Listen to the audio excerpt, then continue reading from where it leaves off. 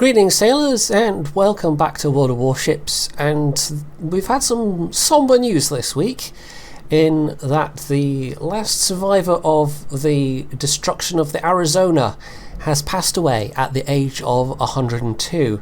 Now, this is a gentleman named Lou Conter who apparently, according to the news, died at his home in California of heart failure, and I just thought this would be an opportunity to reflect at least a little on the fact that although this is a silly pixel boat game, this is much more grounded in, I think, the actual vessels themselves compared to, I mean, like World of Tanks, for example. You know, there's not that many famous individual tanks that you can point at.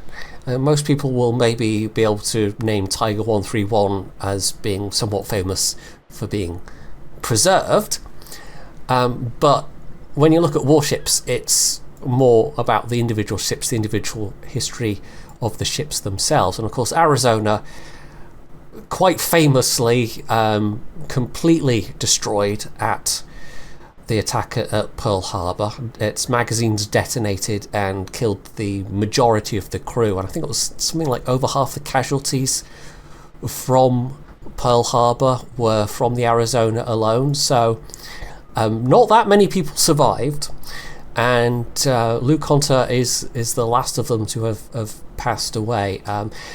Interesting little, I don't know, tidbit, side note. Some of you probably already know this, but the Arizona Memorial in Pearl Harbor,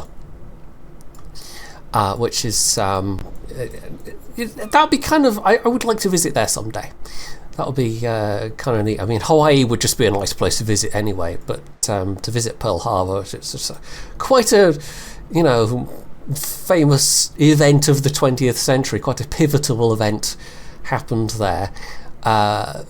But yeah, survivors of the Arizona had the option, if they so desired, to have their remains interred within the memorial, and I think the last to do so was in 2019.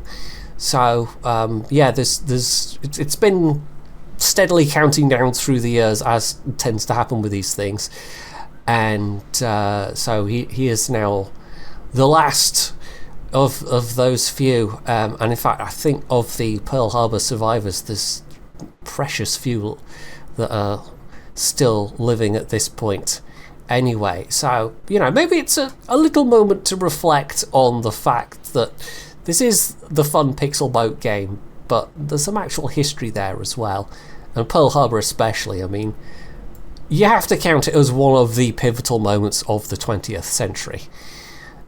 Things might have been rather different had Pearl Harbor not happened. I'm sure there's all kinds of interesting old history one could delve into there, but anyway.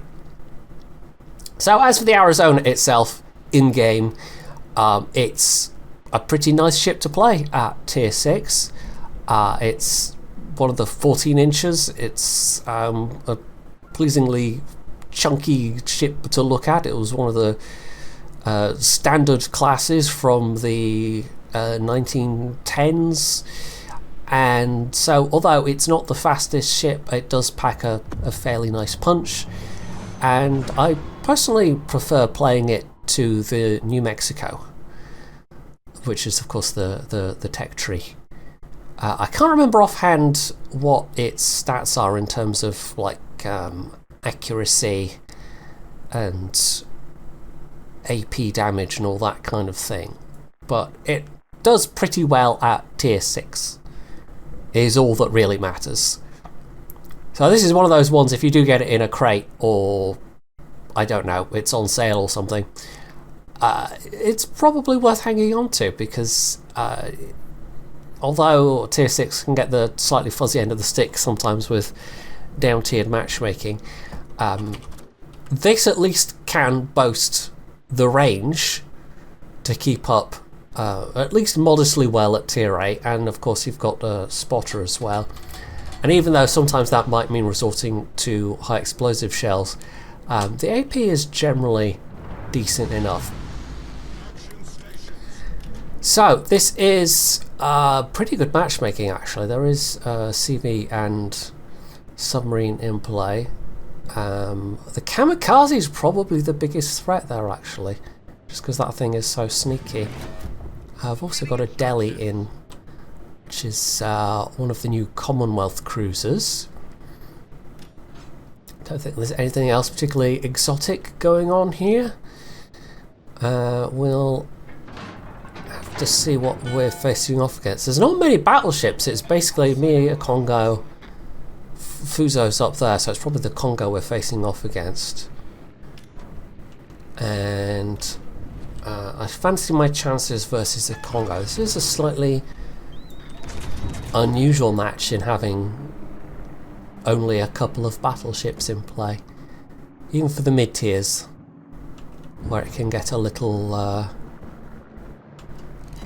well, actually, having said the mid-tiers, I'm probably more thinking of sort of tier 4, tier 5, I don't know, but just any tier having only a pair of battleships just feels somewhat unusual. So yeah, let's focus that Congo to begin with. We do have the Cachalot down here, which is mildly annoying. The Schoenberg, we don't know where that kamikaze is yet. I'll definitely be keeping an eye out for them. For the moment, yeah, let's just keep peppering that Congo. It's not the fastest reload, 35 seconds as an offset to the fact that you do have your dozen guns. I think it's, I mean, Numex is what, 33? 34? Numex is definitely over 35. I don't play the Numex very often, so I can't remember offhand. But, yeah, 35, and it's a little on the longish side, but it's not outlandish for the tier. But if I'm remembering correctly, I think it's got a little bit improved accuracy compared to Numex. Oh, that was unpleasant for the Nuremberg. Double citadels. Yeah, when you're playing something like the Nuremberg, someone decides to shoot you in a battleship. It's usually not a good time. Right, that is Janway's going down, that's fine. I do have the John Doe captain currently in this, who has an improved turret traverse skill, which does help. They're not the fastest turrets in the world.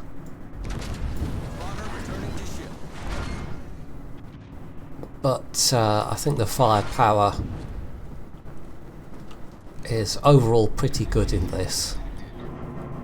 I mean, it's not even that bad. There are worse turret traverses out there. Ships with poor turret traverse. They just mean you have to do a little bit of planning, really. And maybe not get distracted in a squirrel brain fashion quite as much as you might in something with a much faster turret traverse. Like the Atlanta, you can just happily look around all over the place, and the turrets will, of course, basically follow you without any difficulty. But something like this, yeah, you have to make a little more use of your right click and maybe sometimes even your armament blocking controls. Right, I'm pretty sure Delhi has got torpedoes. Possibly can finish them off. Not quite. Do we have incoming planes? Yes. So it's just the Schoenberg left there. This seems to have been a bit of a one-sided game, to be honest. Just noticing the enemy scores and the fact they've only got 35 points left, and that we've killed half of them already. This has not been the most challenging game. It certainly wouldn't have been challenging in any tier 6. Torpedoes, direct front. Torpedoes to port. Yeah, there's not much more to say, really. It is what it is. We're going to win this one in fairly short order. Might actually get a chance to take a pop at the carrier. while they're spotted by our Indy.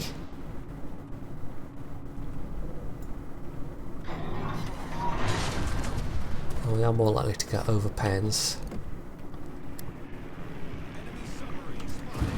Oh, hello, Cachalot. That's the wrong.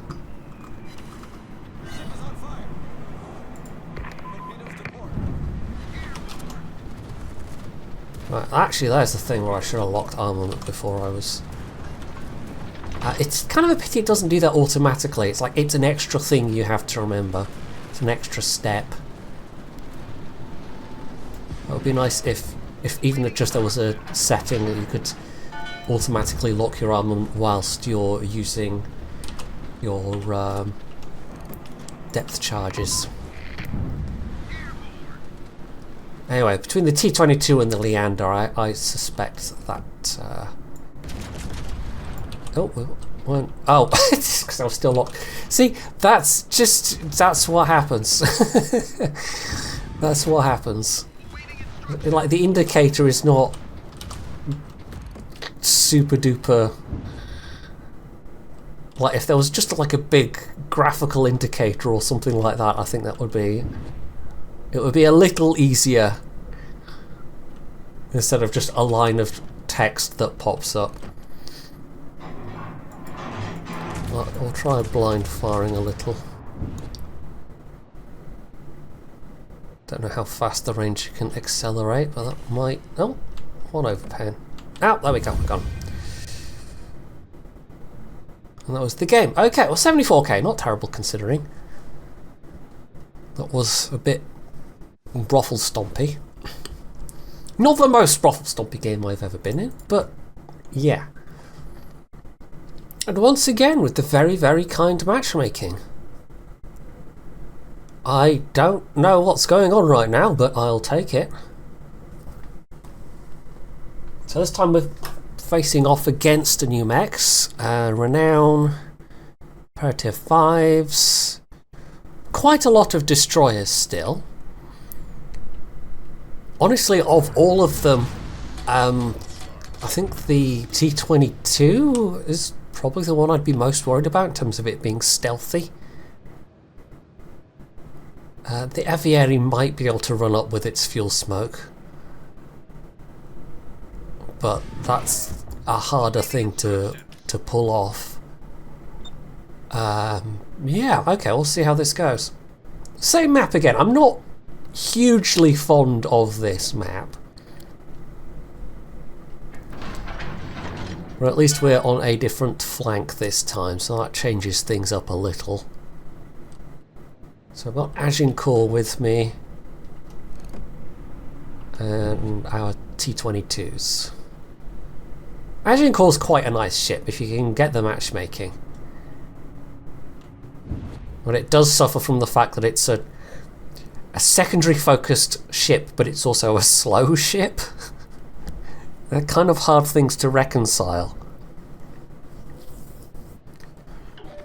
You don't get to use that combo very often.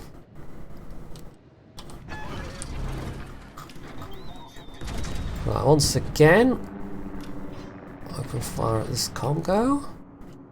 Don't think they're even moving yet. I was aiming slightly ahead on the basis that maybe they were moving forwards, but I don't think they were. I'm going to try and go for this Jianwei.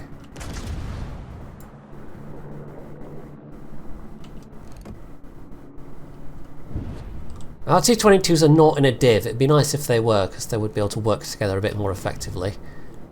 But there aren't any divs in this game, so at least the enemy team isn't having a special advantage. So there's the Aviary. I'm saying Aviary. Is it Aviary or is it just like Aviaire? Although that feels more French saying it like that, so it's probably not that. Probably do pronounce the E. Doing a bit of a number with its SAP on that T-22, unfortunately. Let's see if we can help out a little, but this is probably not an optimal use of my guns. Although rear guns, it's less of a waste.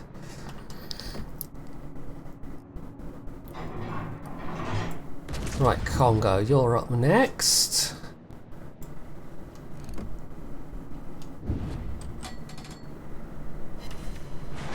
I'm slightly worried about giving that Koenig. Yeah, lots of broadside. The angles are reasonably decent on the Arizona.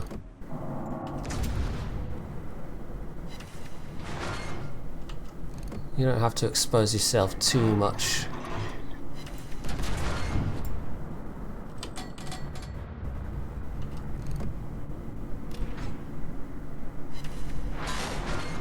Now, I don't think that enemy sub has been spotted yet, the Undine. So I don't know if it's up here or if it's more down south. Yeah, I'm slightly switching targets, but I mean, they're both giving me such nice broadsides.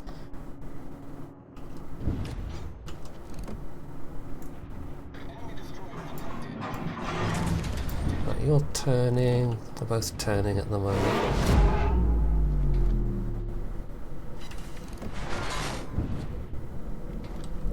We'll pop a heal. That is Shamway?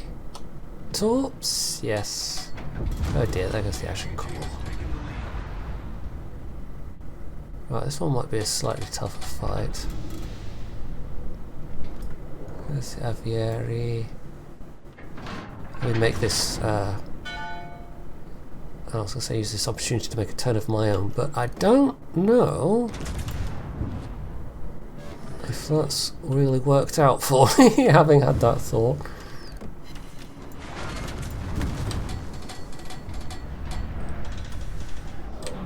Right. Those torps, those Aviary torps should surely run out.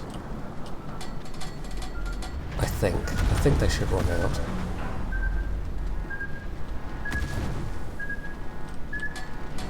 Not quite, it's a good... Oh, no, they did, okay. I was getting a little bit worried there, a little bit, but it's fine. In there, I should have locked my turrets. It's not a thing I do in a lot of ships. So it's not like a habit. If I was playing this ship a lot, I suspect it would become more of a habit. This is also proving to maybe be slightly the opposite of... Oh, there we go, nice. Slightly the opposite of that last match. Oh, we might take one of these. Yes, we're going to take one of these. That was slightly unpleasant, but not too bad. We took it on the belt.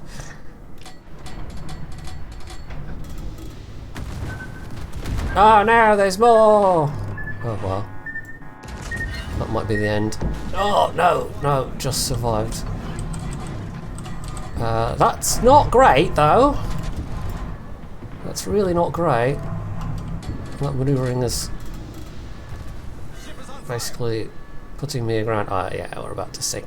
Never mind. This match doesn't seem to be going especially well anyway.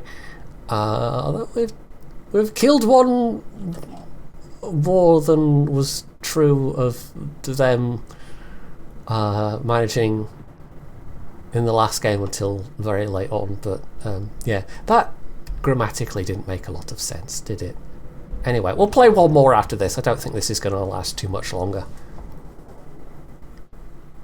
Well, having jumped ahead a fair bit, this is proving to be a lot closer than I had thought it might be, but there's still no way we're winning this one. It's just this Farragut is making an absolutely heroic last effort to go down swinging. Oh yeah, they've opened fire, so I don't think they're going to get their Kraken, but yeah, I think that Farragut alone probably did absolutely more than their fair share in this one. Let's see what the scorecard says. Yeah, unsurprisingly, they were top of the team. Bit of a flat spread across the enemy team, so yeah, that wasn't too bad. Somehow I was third? I don't really know. It's not nearly such a an even spread across our team, unsurprisingly, but I guess I'll take it. So yeah, let's do one more. Well, it couldn't last forever, but even for a tier 7 match, this is still not bad. So what, 2 tier 7s on the enemy team and our team? Yeah, this is technically a tier 7 match, but only just. Also, far fewer destroyers this time. So let's see how we do. The Ark Royal's definitely to be respected, especially its torpedo bombers. What else is there? Nagato's guns will hurt, potentially, if they hit. I don't know if there's anything else I'd be super worried about. If the Chumphon gets the chance to smoke, they might be a bit annoying. Nagano, with its long-range torpedoes, we'll have to watch out for. Yeah. At least it's a different map this time. Let's turn this way to start with, rather than chug up there and be exposed to a bunch of fire from there.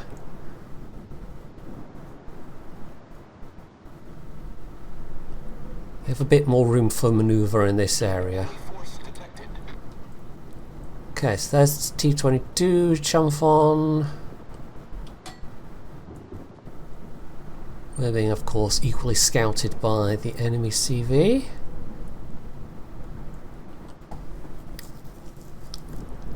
This is definitely going to be a tougher match for our destroyers and their destroyers, just with there not being many destroyers, it being a domination game, and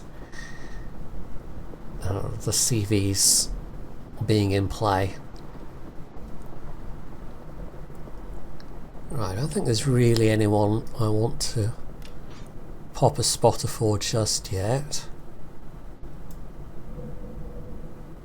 I could be ridiculous and try and go for the B cap, but I will never cap it. I'll just get reset, so yeah, there wouldn't be much point in that. That would be a bit too ridiculous. We should be in range of something on this flank fairly soon. I could try and... well, we have some spotting there. Just get range on the Dunkirk, maybe.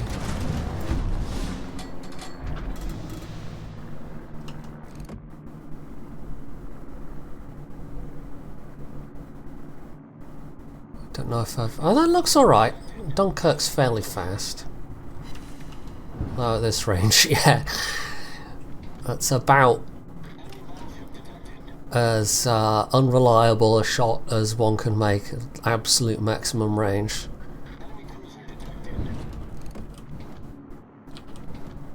We're turning in a bit.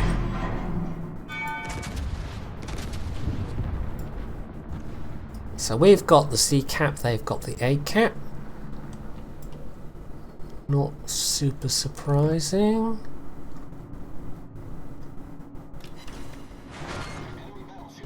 There we go, an actual pen that time.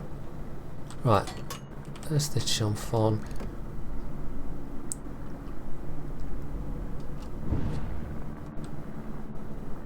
I might as well make use of the range while I have it, so let's keep plugging away at this Dunkirk's side.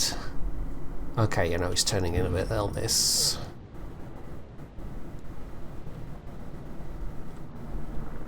So we've got the Rio down here. Okay, yeah, the Agano's going to go down soon.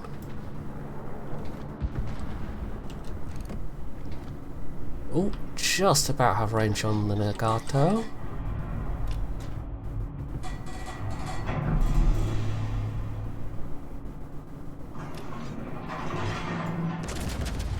Right, let's get the turrets turning.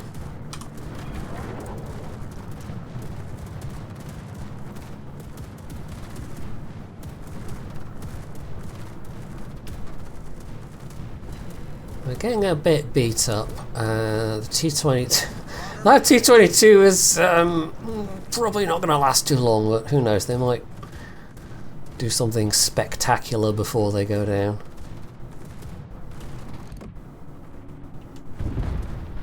Oh, okay, this corner is not exactly proving to be a slam dunk. This Rio's just made their second kill.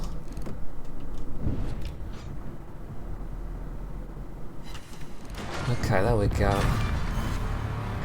Still T-22. And then this Chumphon, who is hurriedly going to be trying to get behind that island. Also, I suspect these planes might be coming for me.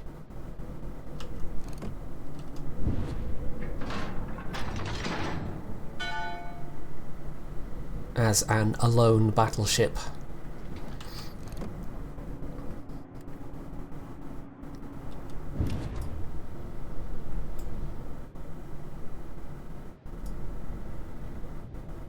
Right. Hello, string bags. Yes, I see you. Of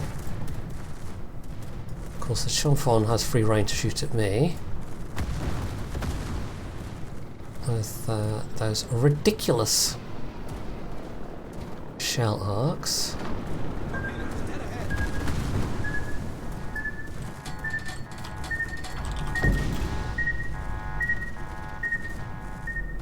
Or if I can take a pop at that Leander.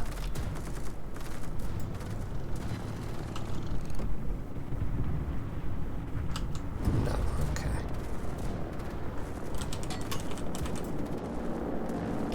I know the Fubuki's going for the B cap. Hopefully I can only take one of these. No, it's going to be two.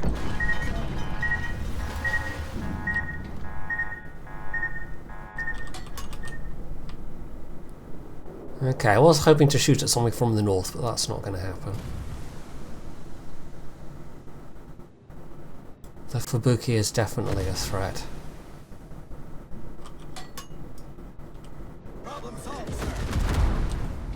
And that's got to be Leander AP.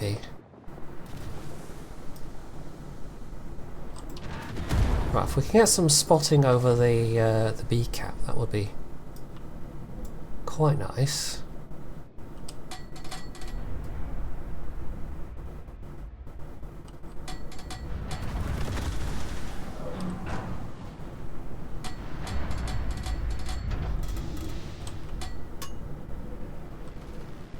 Really have no idea where this Fubuki is going to be, so rather than cross that gap, let's use the island. Not super worried about Ark Royal bombers. They set fires, they don't do a lot of damage.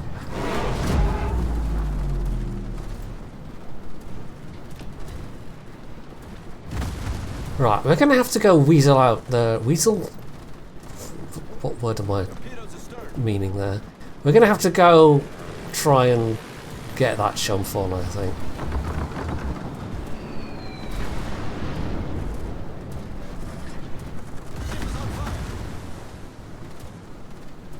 I don't think we're winning this one somehow.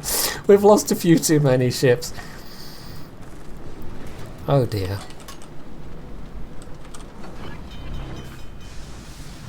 It's one of those situations where that slow turret traverse really does become a liability.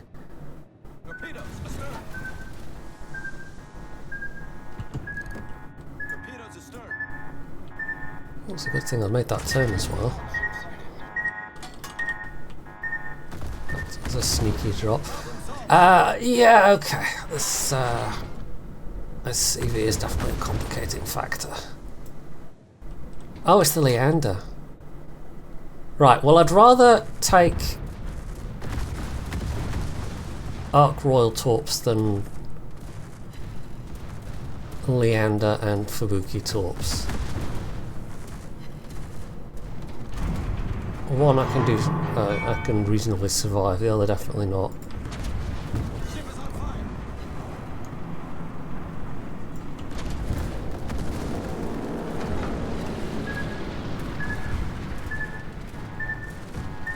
And of course, Chumphon's got torps as well for me to worry about. It's not a great situation.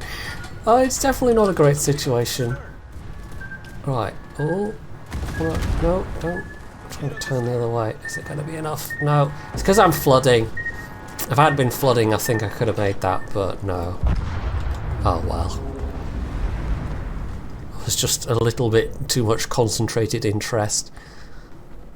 Well, sadly, I think this one's also going to be a loss. But I'm not sure what I would have managed differently there. I mean, I could have gone north, I suppose. My firepower might have added a bit more, but considering the state of the enemy ships versus what they've done to our ships that came on this flank, probably not that much of a difference. So yeah, I don't really know. I could have fired at that Shumphon when I had more of an opportunity to do so. That might have made this corner a bit more secure. Oh well. Sometimes the games are a bit one-sided, and apparently that's been all of today's games. Anyway, we'll skip back to port. We know how that one's going to end. I don't think there's going to be any heroics as there was with that Farragut. So, there we go. I would maybe recommend going and looking up a little about Louis Conte. It seems like he was an interesting chap. Certainly had a very interesting life, that's for sure. And as for the Arizona itself in Warships, well, I quite enjoy it, but there's a reason I tend to play faster things at tier 6. If I can help it. But of the slower ships, it's still pretty decent. So that is it for this edition. Hopefully you have enjoyed it, and if you have, you can do all the usual things down underneath the video. And of course, as always, stay tuned for more.